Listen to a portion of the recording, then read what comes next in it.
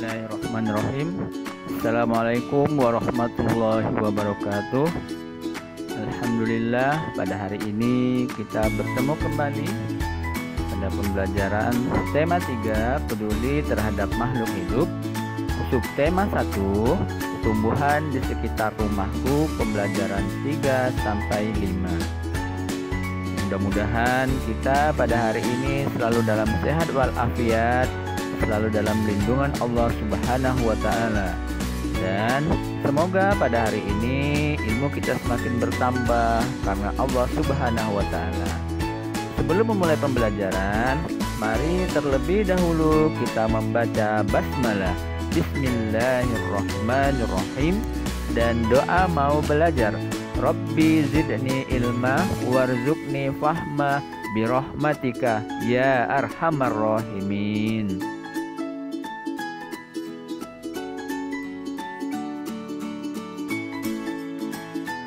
Bagian tumbuhan dan fungsinya. Tumbuhan terdiri dari akar, batang, daun, bunga, buah, dan biji. Setiap bagian-bagian tersebut memiliki fungsinya masing-masing. Nah, ini adalah bagian-bagian tumbuhan. Ada bunga, daun, buah, batang, akar. Nah, di dalam buah itu juga terdapat biji.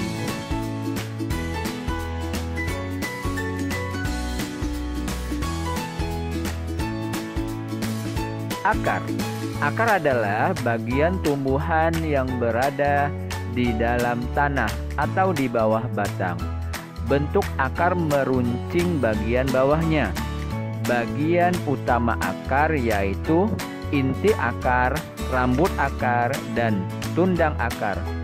Untuk lebih jelas tentang akar, silakan kalian baca buku halaman 20 sampai 21. Nah, ini adalah akar. Ada bulu akar bagian bawahnya, ada ujung akar, ada tudung akar.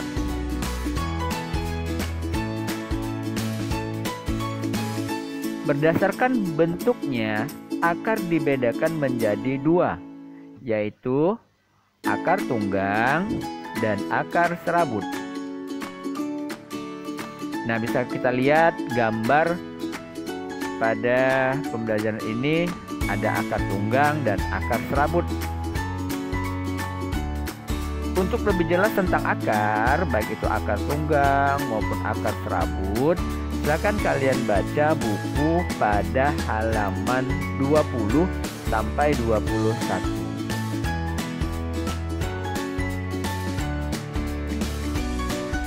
B. Batang. Batang adalah bagian tumbuhan yang biasa berada di atas tanah atau di atas akar. Batang berfungsi sebagai tempat munculnya daun, bunga, dan buah. Batang dibedakan menjadi 3, yaitu batang berkayu, batang rumput, dan batang basah.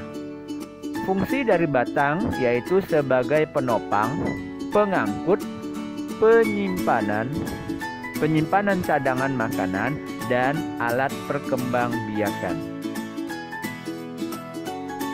Nah, di sini ada contoh yaitu batang berkayu, batang rumput, dan batang basah. Untuk lebih jelas tentang akar tunggang dan akar serabut, silakan kalian baca bukunya pada halaman 21 sampai 22.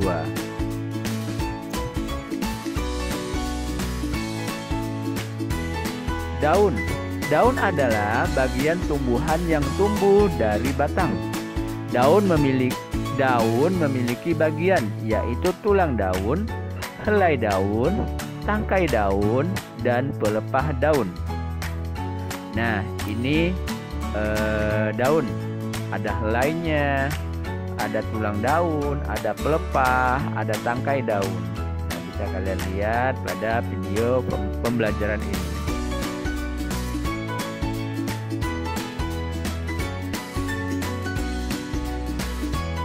Berdasarkan tulangnya, daun dibedakan menjadi 4, yaitu menyirip, melengkung, menjari, dan sejajar. Nah, bisa kita lihat di sini ada daun menyirip. Ciri-cirinya adalah bentuk tulang daunnya seperti sirip ikan. Contohnya daun mangga, daun jambu, dan daun nangka. Kemudian ciri-ciri daun melengkung. Bentuk tulang daunnya seperti garis lengkung. Contoh eceng gondok, teratai. Kemudian ciri-ciri daun sejajar. Bentuk tulang daunnya seperti garis-garis lurus sejajar.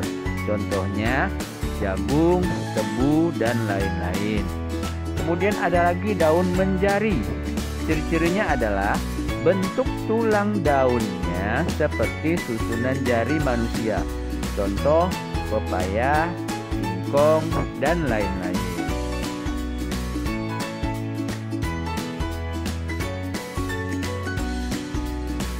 Berdasarkan jumlah helai daunnya, daun dibedakan menjadi 2, yaitu daun tunggal dan daun majemuk. Nah, bisa kita lihat gambar pada video pembelajaran ini. Daun tunggal dan daun majemuk. Daun tunggal, dalam satu tangkai daun terdapat hanya 1 helaian daun. Nah, bisa kita lihat ada contohnya. Daun majemuk, di dalam satu tangkai daun terdapat lebih dari 1 helaian daun. Untuk lebih jelas tentang daun, silakan kalian baca bukunya halaman 22 sampai halaman 23.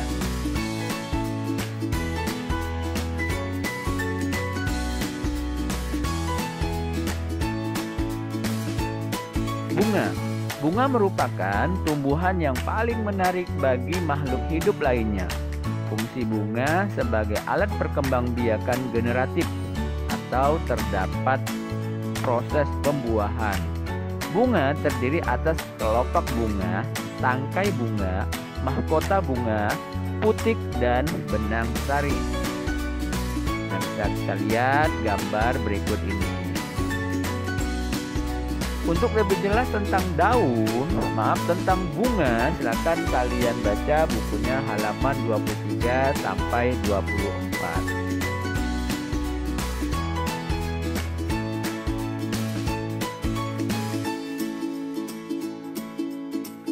Buah dan biji. Buah merupakan bagian tumbuhan yang berfungsi untuk melindungi biji. Buah terdiri dari bagian tangkai, kulit, daging buah, dan biji. Bagian yang kita makan disebut daging biji. Bagian yang kita makan disebut daging buah. Biji terbagi menjadi 2, yaitu biji berkeping 1 atau yang biasa disebut dengan monokotil, dan biji berkeping 2 biasa disebut dengan dikotil.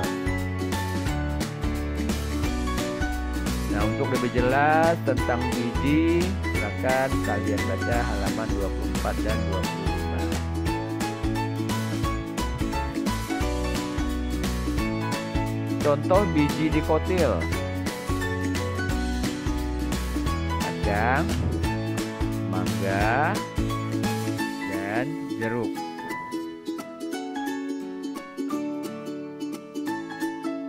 Contoh biji monokotil: kelapa, padi, dan jagung, dan lain-lain lagi.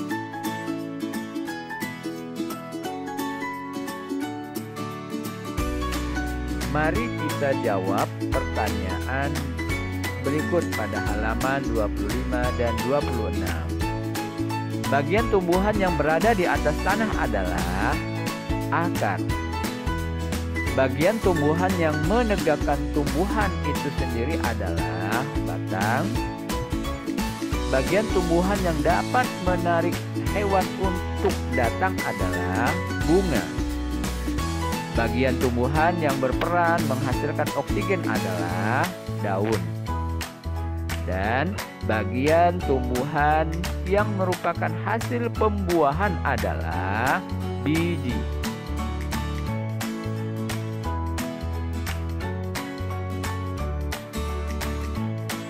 Indonesia kaya dengan sumber daya alam yang melimpah. Salah satunya adalah beraneka ragamnya jenis tumbuhan. Ada jenis tumbuhan yang dapat hidup di pantai, dataran tinggi, dan dataran rendah. Tanaman kopi banyak ditemukan di dataran tinggi di seluruh Indonesia, sementara padi dibudidayakan di dataran rendah. Padi membutuhkan air yang banyak.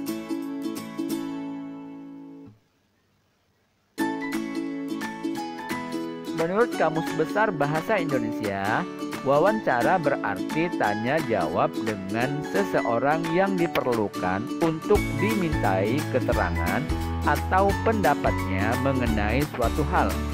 Orang yang mewawancara disebut pewawancara, sedangkan orang yang diwawancara disebut narasumber.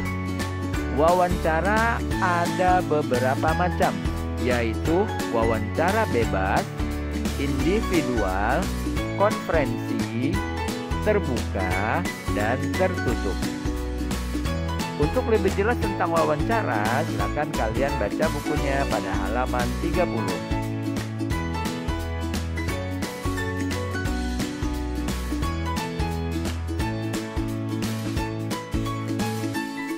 Mari kita melengkapi tabel jenis tanaman pada halaman 32.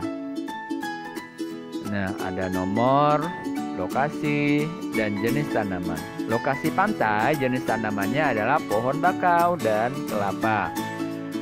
Kemudian lokasi dataran rendah, jenis tanamannya padi, singkong, kedelai, tebu, dan lain-lain. Kemudian di dataran tinggi ada sayuran, buah-buahan, teh, cina, kakao, kopi, dan lain-lain.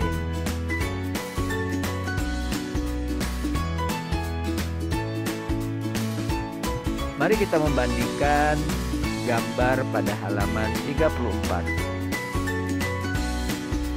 Nah, di sini ada 3 buah gambar ya. Yang gambar pertama membuang sisa makanan atau minuman sembarangan. Gambar yang kedua yaitu mematahkan atau memetik bunga. Gambar yang ketiga itu adalah menyiram tanaman. Gambar manakah yang menunjukkan perilaku yang baik terhadap tumbuhan? Pastinya gambar nomor 3. Apa hak manusia terhadap tumbuhan? Hak manusia terhadap tumbuhan adalah menjaga, melestarikan tumbuhan, menyiram, dan memberi pupuk pada tanaman. Menurutmu, apa yang harus kita lakukan jika melihat teman yang tidak bersikap baik terhadap tumbuhan? Menasihatinya.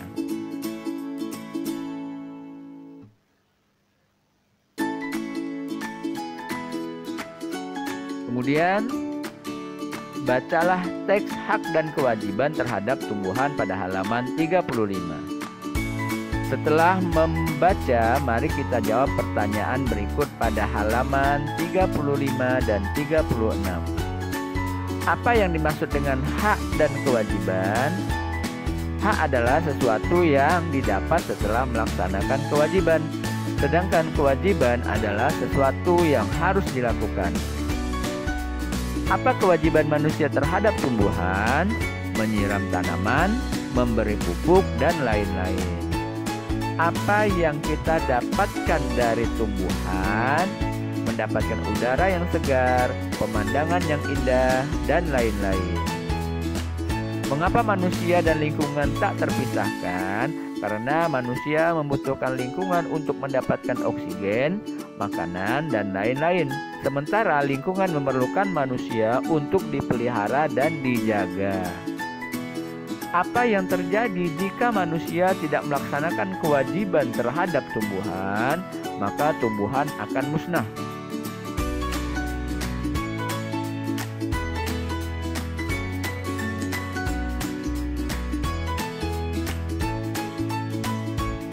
Mari kita memberi pendapat berdasarkan gambar halaman 39. Nah, apa pendapat kalian tentang gambar seorang anak yang membuang sisa apelnya sembarangan? Anak tersebut tidak peduli terhadap lingkungan karena membuang sisa makanan sembarangan dapat menyebabkan tumbuhan atau tanaman menjadi rusak.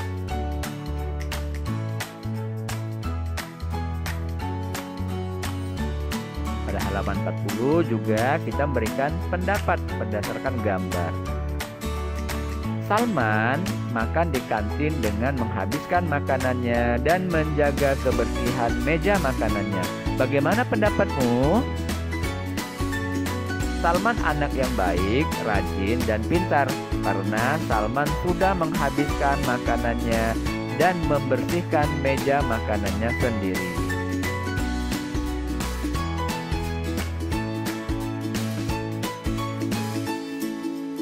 Selanjutnya, mari kita bahas hubungan materi pelajaran kita dengan Al-Quran dan hadis. Dalam suatu peperangan, Rasulullah Shallallahu Alaihi Wasallam berpesan kepada pasukan Muslim untuk tidak melukai wanita dan anak-anak, tidak merusak bangunan, dan tidak mengganggu tumbuhan. Hal tersebut menunjukkan pentingnya tumbuhan bagi manusia. Kita tidak boleh mengganggu tumbuhan ataupun merusaknya dengan alasan apapun. Mari mulai sekarang kita peduli terhadap lingkungan. Rasulullah Shallallahu Alaihi Wasallam memerintahkan kita semua untuk menanam tanaman agar dapat memberikan manfaat kepada orang lain. Tidaklah seseorang Muslim menanam tanaman kemudian tanaman tersebut dimakan oleh burung, manusia, ataupun hewan ternak, melainkan hal tersebut sudah termasuk sedekah darinya. Hadis riwayat Bukhari. Allah berfirman dalam surah Al-Anbiya ayat 7, "Kami tidak mengutus rasul-rasul sebelum engkau Muhammad, melainkan beberapa orang laki-laki yang kami beri wahyu kepada mereka. Maka tanyakanlah kepada orang-orang berilmu jika kamu tidak mengetahui." Nah, teman-teman, bertanyalah kepada orang yang lebih paham ya. Jangan malu bertanya. Malu bertanya sesat di jalan. Sampai di sini dulu materi pembelajaran tema 3, subtema 1, pembelajaran 3 sampai 5. Insya Allah kita akan bertemu kembali pada pembelajaran berikutnya. Mari kita tutup pembelajaran kita dengan membaca hamdalah Alhamdulillahirabbil alamin dan doa penutup majelis. Subhanakallahumma wa bihamdika asyhadu an la ilaha illa anta astaghfiruka wa atubu ilaik. Dan akhiri, Assalamualaikum warahmatullahi wabarakatuh.